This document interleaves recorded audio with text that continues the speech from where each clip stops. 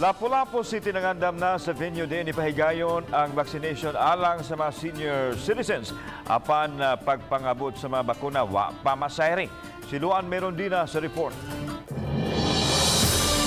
Nag-ocular inspection karong hapon ang taga Lapu-Lapu City Health Office sa Gunob Elementary School ug Agos Elementary School nga mo'y gipiling mga venue alang sa vaccination sa mga senior citizens. Ang Gunob Elementary School tapad lang sa Lapu-Lapu City Hospital samtang duol ra usab sa ARC Hospital ang Agos Elementary School. With the request sa City Health na to is ni coordinate as to number of classrooms nga ilang gamiton during sa vaccination or as to pila ka days nila mo gamit sila para ma-include na to sa ato ang MOA. Sa pagkakaroon, anaa pa sa moabot 4,000 ka mga senior citizens sa Dakbayan ang nalakip sa master list o gitinguha sa City Health Office nga mabakunahan ang moabot sa 40,000 kanila. Apan giangko ni Lapu-Lapu City Health Officer Dr. Agnes Cecil Realiza nga wala pa sila'y nadawat nga kasayuran gikan sa DOH-7 kun kanusa mangabot ang supply sa bakuna alang sa mga senior citizens ug kun unsa kini nga bakuna.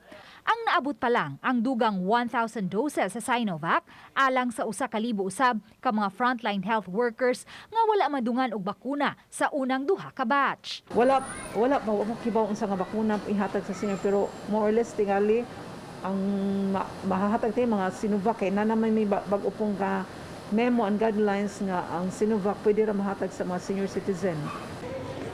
Gipasalig sa City Health Officer nga may guidelines man hinuon silang subayon sa pag-administer og Sinovac ngadto sa mga senior citizens. Sa interview kagahapon sa RTV Balitang Bisdak, gipahibaw ni Lapu-Lapu City Mayor Junard Ahong Chan nga may moabot nga supply sa Sinovac vaccines nga gidonate sa usa ka pribadong kompanya.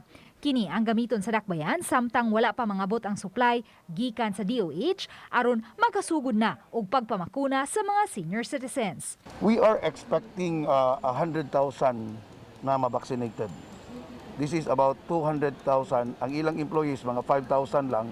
So mo-ship out sila og mga 300,000 vaccine para ang 100 individuals na pwede na itong mabaksinan. Uban ni Marlon Melgazo, Luan Merondina, Balitang Bisdak.